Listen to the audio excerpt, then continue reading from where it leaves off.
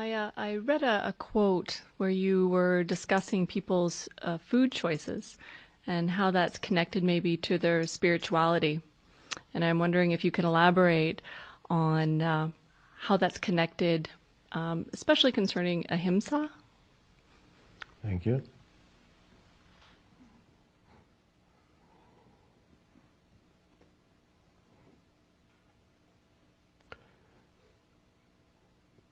I would say I've never, as I never do, to tell people you should do this or you should not do that, but you should be present with whatever your food choices are, and then the right food choice will happen for you, rather than giving an abstract guideline. It needs to come from within rather than as something from without.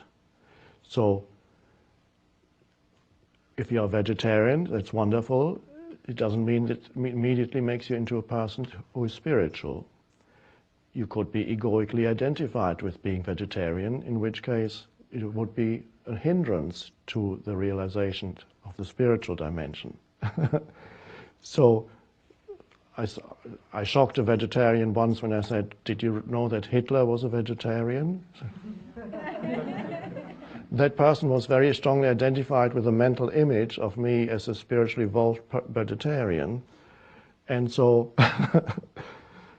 yes, he was a vegetarian. I don't know why he was a vegetarian. Perhaps, I don't know, I haven't read about it, but I know that whenever people around Hitler were eating chicken soup, and so he said condescendingly, "So you're eating dead bird soup."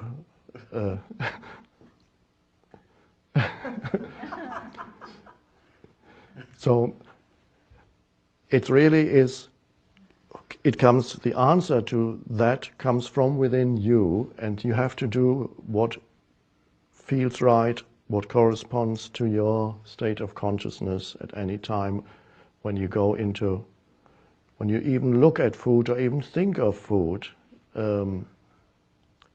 It is helpful to, sometimes when I buy some food, I go into a supermarket or somewhere and I look at the shelf. I imagine that this is going into my body, and then the body either opens up to it or closes down. And so if you're in touch with the body, then that is quite helpful. It makes it easier.